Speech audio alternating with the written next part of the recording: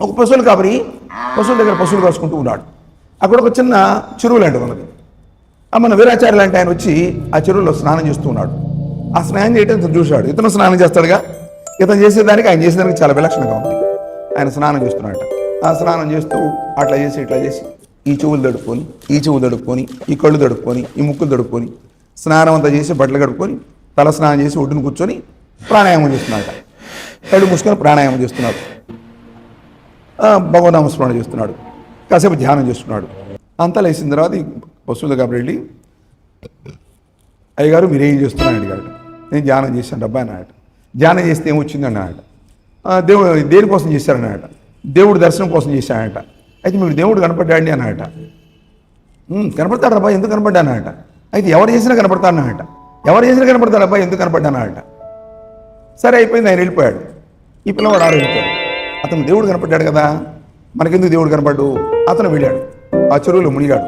అతను చేసిన ప్రకారం అంతా చేశాడు. కళ్ళు మూసుకున్నాడు, ధ్యానం చేస్తున్నాడు. ఈ ధ్యానం చేస్తుంటే ఈ పిల్లవాడు కొత్త విషయం ఒకటి గుర్తొచ్చింది. ఏంటంటే అంతకుముందు ఆ పోయిన పెద్ద ఆయన ఏం చేశాడు, ఇట్లా ముక్కలు ఇట్లా పట్టుకొని ప్రాణాయామం చేశాడు.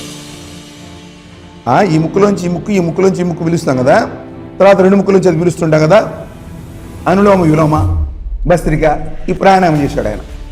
ఆయన ముక్కు పట్టుకొని ప్రాణాయామం చేశాడు కదా, ఆయన ముక్కు పట్టుకొని స్వామిని ప్రార్థించాడు కదా, నేను ప్రార్థించాలని చెప్పి ముక్కులు పట్టుకున్నాడు. ఈ పిల్లవాడు ఎలా ముక్కు పట్టుకున్నాడు, గట్టిగా పట్టుకున్నాడు. ఇంకంతే, శ్వాస ఆడకుండా, అంతే శ్వాస ఆడకుండా గట్టిగా పట్టుకున్నాడు. గొట్లు ముక్కులు బిగసిపోయిన ఇంకేమంటే ప్రాణమయ్యే పరిస్థితి వచ్చేసింది. అప్పుడు మహావిష్ణువు వచ్చేసాడు. ఒరే అబ్బాయి నేను వచ్చాను ఎవరు అన్నాడు. మీరు ఎవరండి అన్నాడు. నేను మహావిష్ణువు అన్నాడు. నేను నమ్మనన్నాడు. కాదురా నేను మహావిష్ణువు వచ్చారా, నువ్వు ముందు ముక్కులు వదిలిపెట్టరా అన్నాడు. ముక్కులు వదిలిపెట్టాడు. ముక్కులు వదిలిపెట్టినారా, అబ్బాయి నేనేరా మహావిష్ణువుని అన్నాడు. నేను నమ్మను.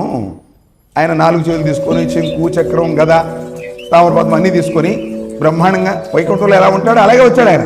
అలాగే వస్తే నువ్వు విష్ణువు అని గ్యారంటీ ఉన్నట్టు.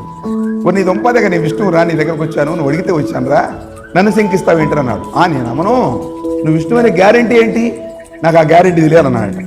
అయితే ఏం కావాలన్నాడట, నువ్వు ఇక్కడే ఉండి నేను మళ్ళీ వస్తాన్నాడు. అక్కడ దాకా వెళ్ళాడు. వెళ్ళిన తర్వాత ఈయన మళ్ళీ వెళితేనో వాడికి అనుమానం వచ్చేసింది. ఆ దగ్గర చెట్టు ఉంటే విష్ణుమూర్తిని తీసుకెళ్ళి ఆ పెడరెక్కలు ఇచ్చి చెట్టు కట్టేశాడు. విష్ణుమూర్తిని 4 చేతులు వెనక్కి తీసేసి చెట్టు కట్టేసి ఉండు నేను మళ్ళీ వస్తాను చెప్పి వెళ్ళాడు. ఈ లోపల లక్ష్మీదేవి వచ్చేసింది.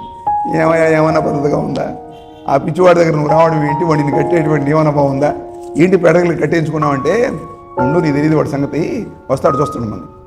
మనం ఆమె కనపడకుండా అంతర్యామిగా ఉంది. పోయాడు, ఆ పెద్ద ఆయన పిలుచుకొచ్చాడు. ఏమయ్యా రమ్మన్నాడు, పని రమ్మన్నాడు. వచ్చాడు.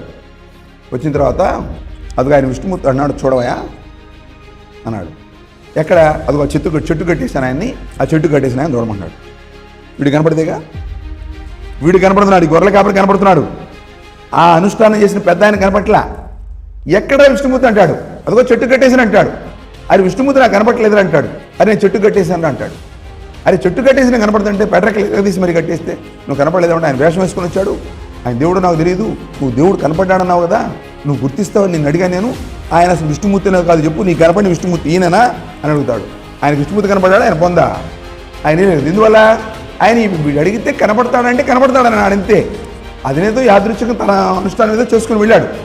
ఎవరో చెప్పాడు, అబ్బాయి నాకు దేవుడు కనపడలేదురా, నేను అనుష్ఠానం చేసుకున్నాను, దేవుడు కనపడలేదు, నీకు కనపడిన వాడు నిజమైన దేవుడు, నాకు కనపడలేదు, నాకు అదృష్టం లేదురా, నువ్వు అదృష్టం పోయి అన్న పాద నమస్కారం చెప్పినాడు. అప్పుడు వచ్చి కట్లు వేసి, స్వామి నా తప్పు క్షమించండి నేను సాష్టాంగ నమస్కారం చేస్తే అప్పుడు లక్ష్మీదేవి కూడా వచ్చి ఇద్దరు వచ్చి ఆయన ఆశీర్వదించి పెడతారు. భక్తి అంటే